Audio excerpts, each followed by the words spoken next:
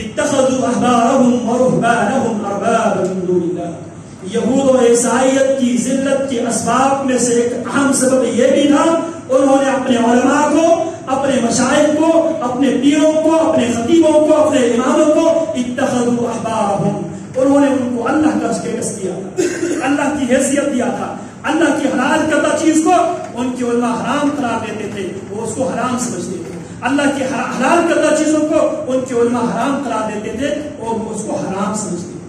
آج سیم ہی چیزیں مسلمانوں نے بھی اپنے اپنے مشرب بنایا ہوا ہے. ہر آدمی کا الگ پیر ہے، الگ امام ہے، اور کوئی بھی آدمی امام اعظم، قائد اعظم محمد رسول اللہ صلی اللہ علیہ وسلم کی بات کو ماننے کے لیے تیار نظر نہیں آتے.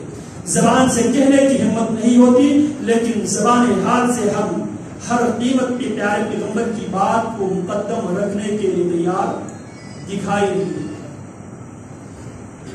والمسیح ابن مریم، یہودیوں نے اپنے احبار رہبان کے ساتھ ساتھ مسیح ابن مریم کو بھی الہ بنا بیٹھا، اس کو بھی خالق، مالک، رازق، مشکل کشا، حاجت روا، بگڑی بنانے والا بنا بیٹھا ہے.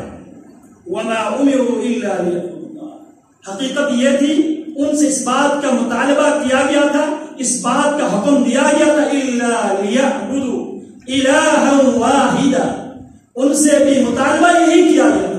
یہ کوئی نئے مطالبات نہیں ہے، یہ وہی پرانے مطالبات ہے جو اللہ رب العالمین نے ہر دور میں، ہر قوم میں، ہر جگہ، ہر بستی میں پیغمبر نازل کر کے پیغمبروں کو یہی دعوت دی تھی. وَلَقَدْ بَعَثْنَا فِي كُلِّ أُمَّةٍ رَسُولًا أَنِ اعْبُدُوا اللَّهَ وَاجْتَنِبُوا الطَّاغُوتَ، ہم نے ہر قوم میں، ہر امت میں وَإِن مِّنْ أُمَّةٍ إِلَّا خَلَا فِيهَا نَذِيرٌ، ہر امت میں امت کو ڈرانے کے لیے ہم نے نذیر، ڈرانے والا ہم نے مبعوث کیا ہے، اور ہر نذیر کی دعوت یہ تھی مَا لَكُم مِّنْ إِلَٰهٍ غَيْرُهُ، خالق، مالک، رازق، مشکل کشا، حلال و حرام کی اتھارٹی صرف رب کے ہاتھ میں ہے، کسی بندے اور مخلوق کے ہاتھ میں نہیں ہے.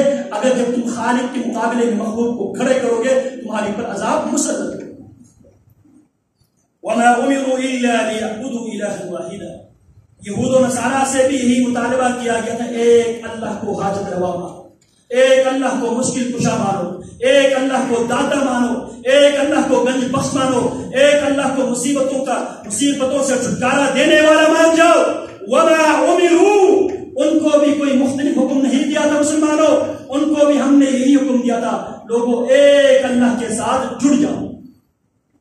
الہ واحدہ، وہ ایک ہے، دو نہیں ہے، تین نہیں ہے، اس کا کوئی نور من نور اللہ نہیں ہے، اس کا کوئی بیٹا مسیح اللہ کا بیٹا نہیں ہے، عزیر اللہ کا بیٹا نہیں ہے.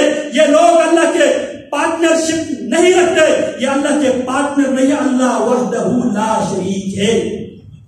جب اللہ کی غیرت کو ہم نے چیلنج کیا فصب علیہم ربک سوط عذاب، جب لوگ انسان اللہ کی غیرت کو چیلنج کرتا ہے اللہ عذاب کے کوڑے پر برساتا ہے. لا الہ الا ہوا، لوگوں یاد رکھو اس اللہ کے علاوہ نہ کوئی خالق ہے، نہ کوئی مالک ہے، نہ کوئی مشکل کشا ہے، نہ کوئی حاجت روا ہے. سبحانہ، وہ اللہ پاک ہے پارٹنرشپ سے، وہ اللہ پاک ہے مخلوقوں کے محتاج ہونے سے، وہ اللہ کسی کا محتاج نہیں ہے.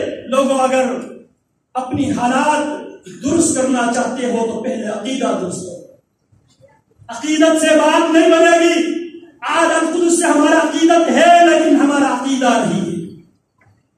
القدس کی آزادی کے لیے صرف عقیدت سے بات نہیں بنے گی، عقیدے کو درست کرنا پڑے گا. جب عقیدہ درست ہوگا انشاءاللہ القدس پھر ہمارے ہاتھوں میں آئیں گے.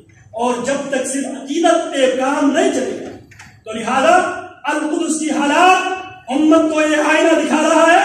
امت تم بگڑ چکی ہو، امت تم اپنے اللہ سے اپنے تعلق کو جوڑ لو. اللہ کی غیرت کو تم نے چیلنج کر رکھا ہے، اس سے واپس آ جاؤ، رجوع کر لو، توبہ توبہ توبہ اور تائب کے دروازے کھٹکھٹاؤ، اللہ کے پاس آؤ، جرم کا اعتراف کرو. الہی عبدک العاصی اتاک مقرا بالذنوب وقد دعاک ان ترحم فانت لذاک اہل وان تطرد فمن یرحم سواک.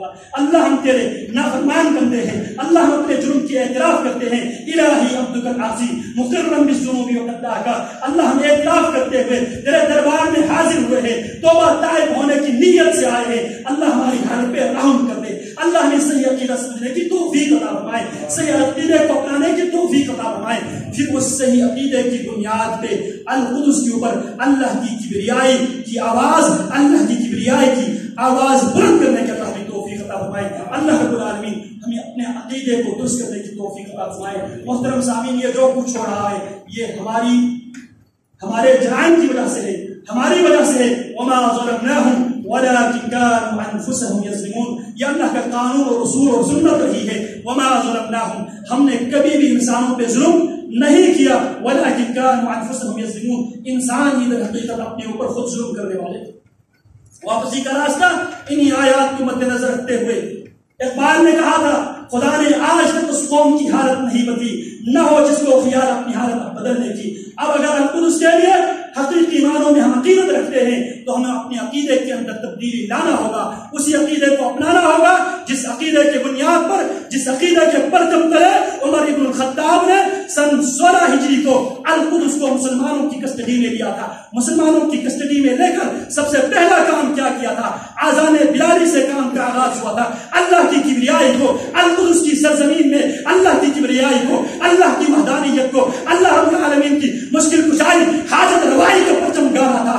آج اسی عقیدے کی طرف رجوع کرنے کی ضرورت ہے تاکہ ہم اپنے 3 حرمین میں سے پہلا جو حرم ہے، پہلا قبلہ ہے، اس قبلے کو واپس لانے کے لیے عقیدت سے صرف کام نہیں چلے گا، عقیدہ کو اپنانا ہوگا. وہ عقیدہ جو جناب عمر بن الخطاب کا تھا، جو عقیدہ جناب صلاح الدین ایوبی کا تھا، اللہ کی زمین پہ اللہ کا نظام غالب کرنے کے لیے پہلے اپنے 6 فٹ کی وادی کے اوپر، 5 مرلے کی گھر کے اوپر اللہ کی وحدانیت کو، اللہ کی توحید کو سمجھ کر اس پر پہلے آپ نافذ کریں. اللہ رب العالمین